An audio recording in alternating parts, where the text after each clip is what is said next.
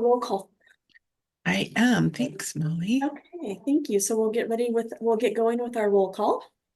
Great. Zan Ojero, Sarah Collins. I think like Sarah's audio might still be coming online. I see that she's here. Sam Coe, Sam is here. Kim Le, Andy Leonard, Tabidi Lewis, Adrian Livingston, Deborah Martin. I am here. Thank you. Christina McMahon,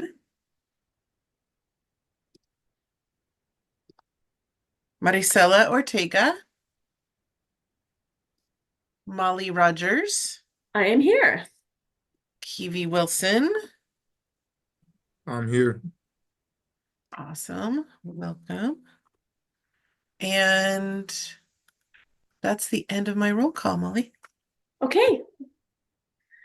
How many people are actually here? Um, from our council list, including Sarah, Sam, Deborah, Molly, Kiwi, 5 total. Okay. Welcome everyone. Anya is held up in meetings outside of our YDO meeting. I think it's actually jury duty. So Lawrence is going to co-facilitate with me today. Are you up for it, Lawrence? Absolutely, Molly. Great. So the very first thing we have on our agenda is the Deschutes 30-day detention program recertification. And the step is that Deschutes submitted the program recertification application. And we as a team, there were 5 of us, I believe, that went down to Deschutes County and spent several hours with Deschutes County. And Kim had been able to send us, one of our commission members had been able to send some preliminary email or questions ahead of time. And so we went through the questions during the time we were at the facility doing the tour, and then we had some additional questions. And so one of the attachments and has been dropped in a link in the chat is the yes, thank you, Melissa, is the outcome of that. And so the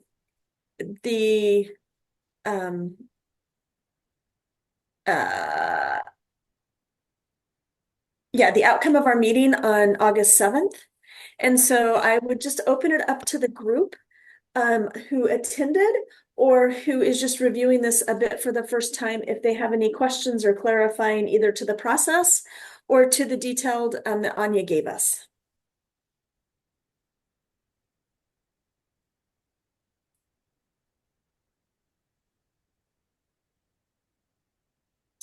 Lawrence or Sam, you both joined us at the because I don't see Zan on here yet. Lawrence or Sam, do you want to add any comments or thoughts? Yes, Molly, thank you. So Lawrence White, Racial and Ethnic Disparity Coordinator, Youth Development, Oregon. And I was present during the visit to Deschutes County on August 7th for the 30-day extended detention program. The facility, we viewed the facility. We spoke to with the detention manager as well. He answered all of our questions. And the summary is pretty accurate into summarizing, the concerns that we had and the questions that were given. I feel very comfortable extending this program at Deschutes County, and I have nothing really else to add. Okay. I see Sonia has joined us today. They were wonderful hosts to spend time and let us wander through and talk to the teacher and the education program, as well as Rob just did a great job showing updates that they've done in the facility and answering all of our questions. Sam, is there anything from the education part that you'd like to talk about? Yes. And then if you guys remember too, I got there earlier than everybody, and then when I was there, I was prior to everyone getting there, I reviewed their forms and their awarding of credits to kids and their GED stuff because the difference between detention education programs is like they're short termers like 5 days or whatever. But when they're there for 30 days or longer, they need to be able to earn academic credit or work towards something. Otherwise, they will fall further behind in attaining the high school credit. So, before the actual YDO team came, I was there for like an hour or half an hour, whatever, reviewing everything to be sure like they were awarding credits. And then I saw the form that they sent to the receiving school, to show and then so forth, because that's the main that's the main difference between for our JADA programs for short-term and long-term kids. Yeah. Yeah. Okay. And Any- that's also the same thing process for when a juvenile detention facility has a youth care center program sponsored by because those are 90-day beds, so they have to award also be able to award academic credit. Great. Melissa, I see you raised your hand. Hi, just wanted to note that two more council members have joined us, Zan Ojero and Andy Leonard. Welcome. Hello, Welcome. how you guys doing? Good. It's good. Zan, we're just talking about our experience of touring Deschutes County and how they answered and shared conversations with us and answered our questions. Is there anything you would like to share from your experience? It was just a pleasure to see the facility and meet staff and to see just how responsive our Deschutes colleagues were to our questions. And I really appreciated Joe's very rapid response to provide supplemental answers to the questions that we asked. Yeah. Yes, thank you. Yeah, we kind of put Rob on the hot seat for a minute, and his answers when he sent them back to us were amazing. So thank you. Any questions from members who were not able to participate, but who have read through both the application and the response?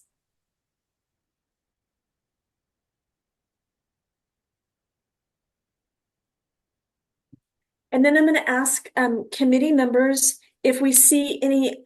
We're not the final. It's Youth Development Oregon, the Youth Development Council's the final approval.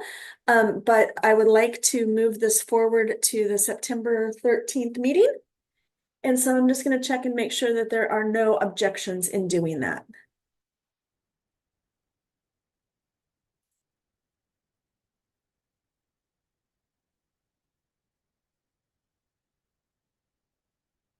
I'm going to take silences and just really one more time. I know that there's some council members that weren't able to attend, and just if there's any questions that came up.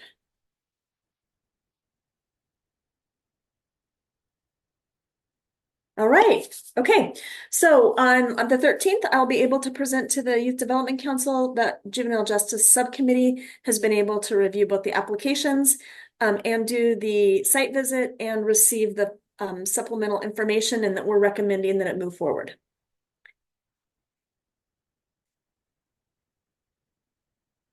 Okay, great.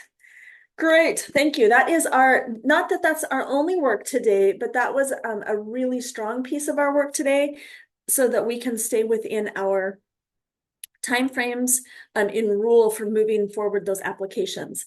And on the heels of that, we have Josephine's 30-day application and in place, and we've been notified of that. So we need to set a date. And so sorry, that's September 12th. September 13th is a friend's birthday, so that's why it was on my mind. Thank you, Melissa. It's actually Thursday, September 12th is the YDC meeting. Is we need to set a date for the site review for the Josephine County 30-day detention recertification application. And so what I think this would look like is asking for those who might be interested in doing it to please let Anya and Melissa know so that they can then start to coordinate dates for that with the detention facility in Josephine County. And so the request would be is if you're interested in participating in a site review or a site is to connect up with and send an email of interest to Melissa and Anya, and then we'll pull together a team of 3 or 4 people to go down to Josephine County. Sam, you need to be one of those people. You're kind of the core member there. Yes, yep, yeah. Yep. Okay, because of the school piece. And so if you could send some dates in after it'll come before the YDC in December. So we have to do it October-ish, November-ish before we get into the holiday season. Oh yeah. Yeah. Yep. And here's a request. Yep. If we can stop using the doodle polls because they track so much information. If we could use another way of gaining availability instead of doodle polls. That's my only request. So if there's only 4 or 5 people, it shouldn't be too difficult to be able to pull that together. So if all of a sudden we have 8 or 9 people who are interested, we might just have to pick a date and who can attend can do that. But Melissa, I think we should be able to do that. Everybody's been super flexible with us. And I see Sky is on from Josephine County Detention. And Sky, you guys are typically always very flexible. So I'm assuming that will be the case this time too. Yes, ma'am. Thanks, Sky. Molly, may Yeah. I? Yes, Um, please. so just to add to that conversation, I believe Anya was suggesting the latter part of October, just because of scheduling and weather as well. So if we can kind of get our minds around that time frame, that'd be great. Yeah, the latter part of October, no later than the first part of November. Yeah. Okay. Anybody off the top of their head feel like they are going to be interested in doing that? Raising your hand now.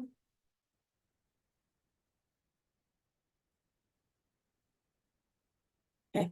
I will put a plug for it. It is really fun to go see our county partners and the work that they're doing and the intentional work that they're doing with youth.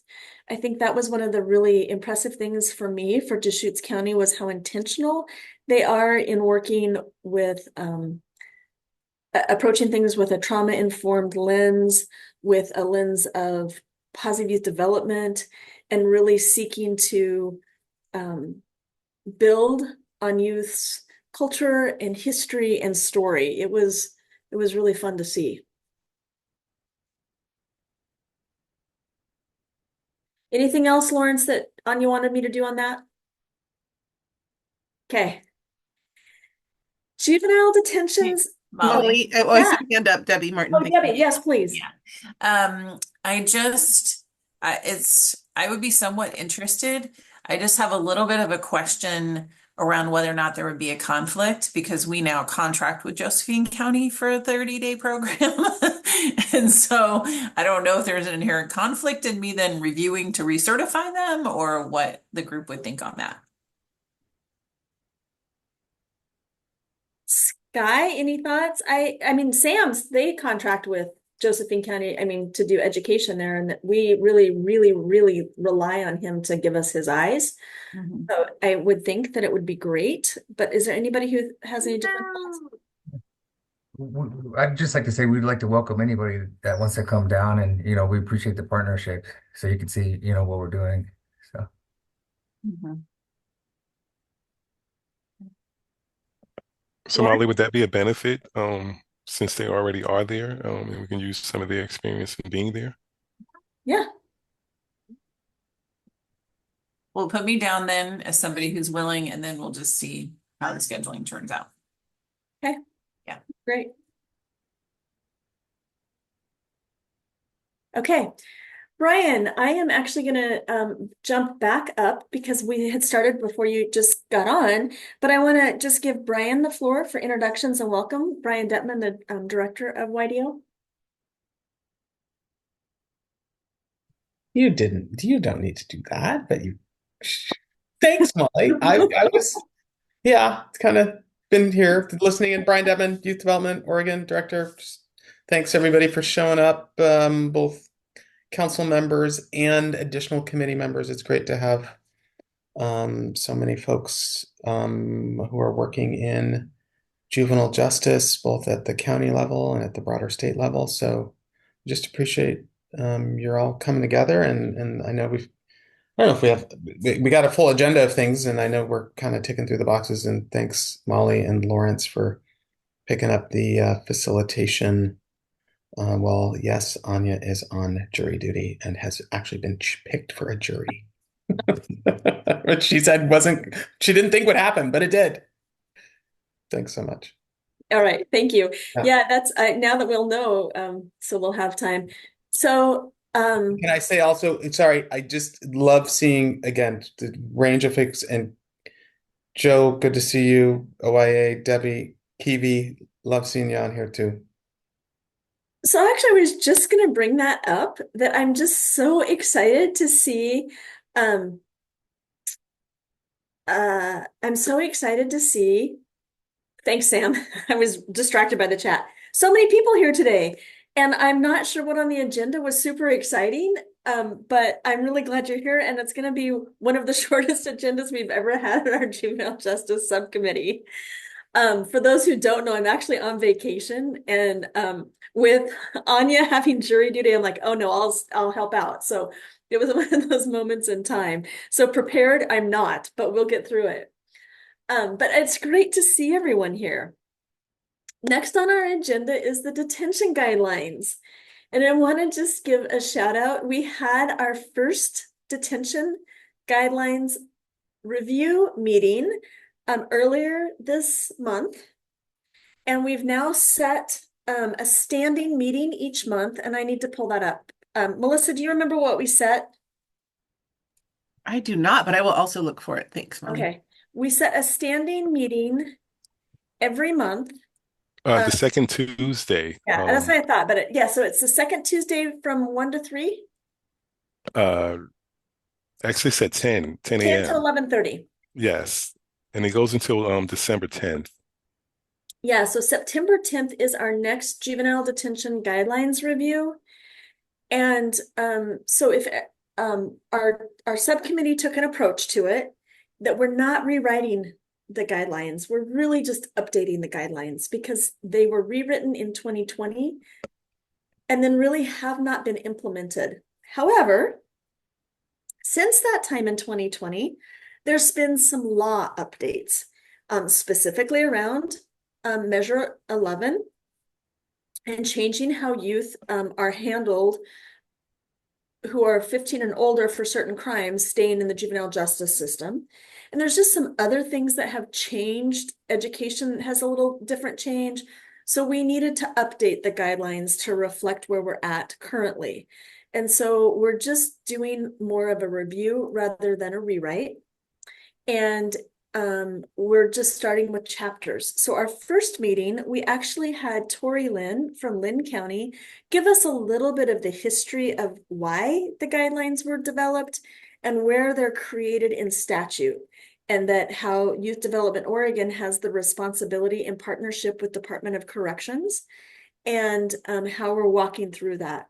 A couple of really neat things this time around is that we have some state agency partners that did not participate in the first go round, just assisting us again in just the review.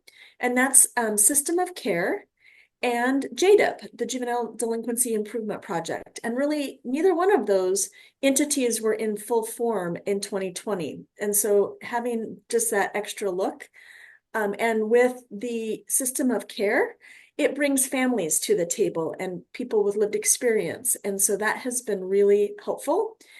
We had planned on getting through sections 1, 2, and 3 during our first meeting. And we successfully made it through section 1. So we know that we are ambitious in thinking that we will have this done by December. But what we do believe is that we will have a pretty good start and a pretty good pretty good product by December, even though we may not be finished. And some of the chapters, sections will go a little faster, like physical plant will go a little bit faster because some of those are very statute driven. So a variety of people were on that committee that day. And I would open it up for any comments from any of the members that participated on our first meeting.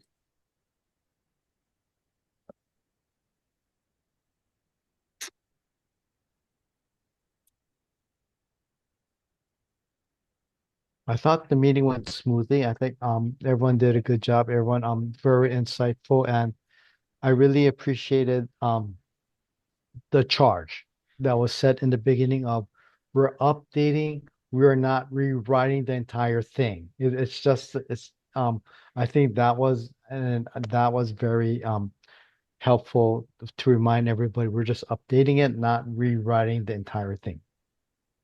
Yeah, thank you, Sam. Anybody else? I was at the meeting. I'm not a member, but there is an interested party and happy to be involved. And I appreciated the insight. I know even in just 4 years, we have updates to best practices and change in language as things adapt. And so there's definitely attention to detail in that space. So I appreciate that. While I don't think you're an official member of this one, I think we made you an official member of the juvenile guidelines.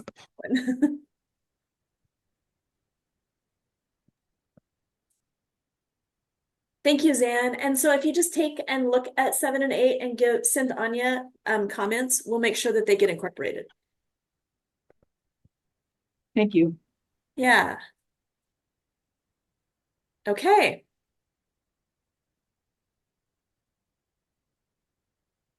All righty. See, this is going to be the really quick meeting today. The final is I am going to turn it over to Lawrence. And Lawrence, would you like to take away the fiscal year 21 and fiscal year 22 RFA application? Sure. Thank you, Molly. Fiscal year 2021 and fiscal year 2022 RFAs, we have closed that. We've completed the initial procurement eligibility phase. We're wrapping up with the YDO initial eligibility phase. And tomorrow we actually have our evaluator training. It'll be via Zoom, via Teams. They will outline the scoring rubric and all of those fun things and get the teams the materials that they need to start evaluating the actual applications. We're hoping to give them about 2 weeks to have that done. From there, we should have it narrowed down as to our scoring and who will potentially receive an intent to award notice. So that's kind of where we are right now. None of the applications have fallen off. So we still have our original 7 that made it through. So we're still there. So I think it's going to be a very competitive scoring piece. And I'm excited to award the 6 awards that we have to those programs. So that's kind of where we are. If anyone have any questions, please let me know. Anyone questions? So Lawrence, make sure I understand the update. You're not anticipating waiting to our next meeting here. You actually, the YDO can do the intent to award and move forward. From my understanding, I believe so. And if I'm mistaken, please forgive me. But because there is time restraints with this particular Title II funding, we're really trying to meet those time requirements from a federal standpoint. Yep. So we're really just trying to go through the phases without too much interruption. So what our committee actually agreed on was the priority areas. And that was actually a while ago that we decided on the priority areas, and then YDO can do the administration of those. Excellent. Okay. Brian, any other updates from you? No, just appreciate the members of the review and this committee, and they're kind of given that direction on the areas for kind of funding. And this is maybe not the first time, but probably the first time in a little while where we've had a bit of more process instead of more of a discretionary allocation of funds, which has happened in the past years, which is not a bad thing, but to have some process, I think really makes a lot of sense. Gives us time to also connect the dots between the juvenile justice, prevention and intervention work, and then what's maybe happening with the potential grantees and other awards that they're getting. So just feel good about the work. And I know Lawrence and others are working hard to go through this step by step and then get to those intent to awards, you know, as soon as we can, but while maintaining a really smart and effective process. So more to come. Awesome. Thank you. Yeah, thanks, Lawrence. I really appreciate how everybody has walked through this process. It's been great. I do have a question, not on the current process, but have we heard anything from our application that we had to submit by August 6th to OJJDP? So Lawrence or Brian, have we heard anything back at all from them? And the answer is probably no, but maybe. Not that I'm aware of. Lawrence or the juvenile or prevention and justice team. Have you guys heard anything? A small maybe. Okay. And so let me elaborate a little bit. So we submitted the application and it was approved, but there was just some follow-up questions, I believe, that still needed to be answered. And that's kind of where we are. It's not a denial in any form. Okay. Just more clarification, if anything. That has to be a weight off of your guys' shoulders. That it's just asking questions. Yes. Okay. Okay, I'm going to open the floor. We have lots of members or kind of people that came today, and I'd love to hear what drew you to our meeting today.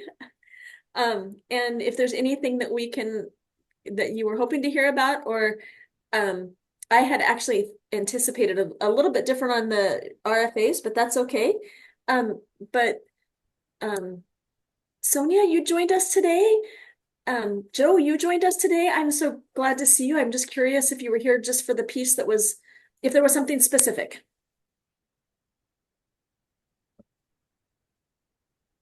Thanks, Molly.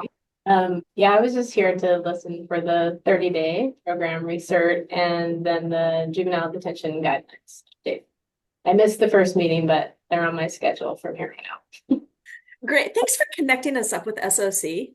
That's great. Thank you. Yeah, I've never seen somebody so excited to work on updating detention guidelines. Annette we've been emailing back and forth, so that's great. Joe? I'm just looking for opportunities to hang out with you more, Molly.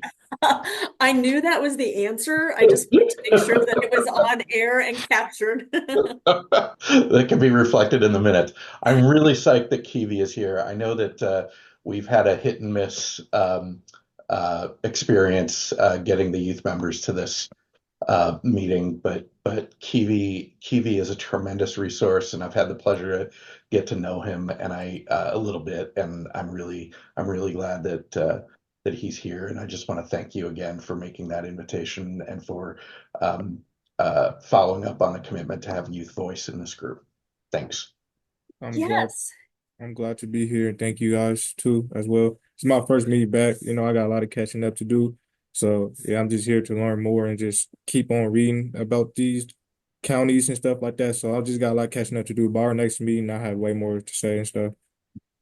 So Kiwi, let's make sure that we get you a copy of the application from the 30-day program, and so that you get the opportunity to review that and give your thoughts. The other is thank you, Joe, for bringing it up, because I was going to ask, are we going to be able to use technology for Kiwi to participate so this is a Brian and Melissa question, to participate in the RED, the youth voice conference through CJJ? Well, okay, wait, the Racial and Ethnic Disparities Conference? Yes, the one in Seattle. Yeah.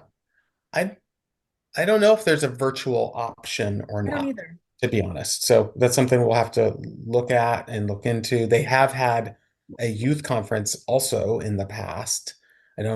Can't recall if that's slated for the fall or winter. So something to look into if that's an option. I don't know, Lawrence, if you know if there's a virtual or hybrid option, or Melissa, but happy to look into it. Kiwi, this is a conference, the Coalition for Juvenile Justice, a national organization, puts on a number of conferences throughout the year. One of them is a Racial and Ethnic Disparities Conference, which is coming up in Seattle. As far as I'm aware, it's an in-person conference, but we'll check on the virtual. And then they do some other conferences, including one which was like a youth conference. I think that's a summer conference, and it may be every other year or not, but I'll shut my mouth. Lawrence or Melissa, if you have other information, or others on the call, like who are more familiar with the CJJ schedule, please weigh in. Well, I'm not sure if they actually do have a virtual conference, but I can option, but I can actually find out this coming Tuesday. I'm on their proposal committee review team. So we're meeting then. So I can find out more information and get back to everyone concerning that. Yeah, so when we were in Kentucky last year, it seemed like there was that option, but I don't know that to be factual. And the youth conference actually this year was tied in with the big conference in May. They had the whole youth voice there, and I know they did have the virtual option because youth from Washington were participating via virtual. So anyway, just something to look into. Okay, chat, Sam, I'm gonna let you have last words on the report. Okay, thank you. If I may, can I have the ability to share my screen? Send request. Okay, so here. So in the short session of 2024, there was a Senate Bill 1552 totally revamped JDIP and YSIP funding, and which is the target funding level, and they part of the bill required ODE to submit a report, to the legislature and governor by August of 31st this month. So the report has been written. It's being reviewed, and once it's been posted, we will probably share it out via email and probably host a meeting with everybody, whoever wants to come, and we'll talk about the report and the expected funding levels for 25-27. JDIP stands for Juvenile Detention Education Program, and YSEP stands for Youth Corrections Education Program. So JDIP is the educational programs in the 11 county detention facilities, and youth corrections are the education programs in the 9 OIA close custody facilities.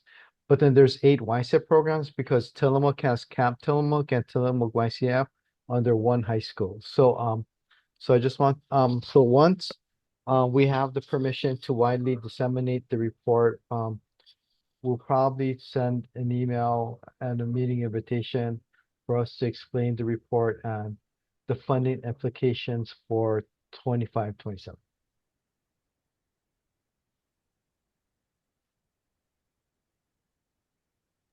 Thank you, Sam.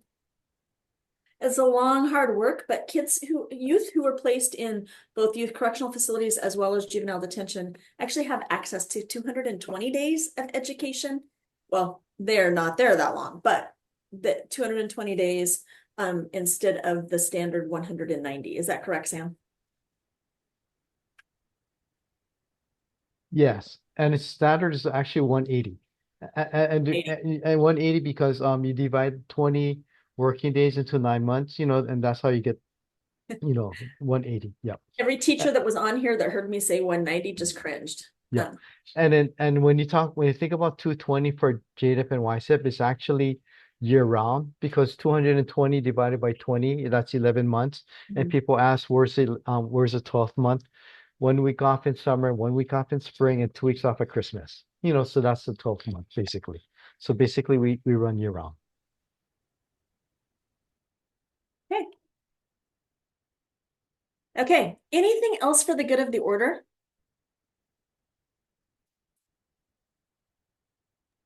I'm giving you a whole bunch of time back today to enjoy your lunch.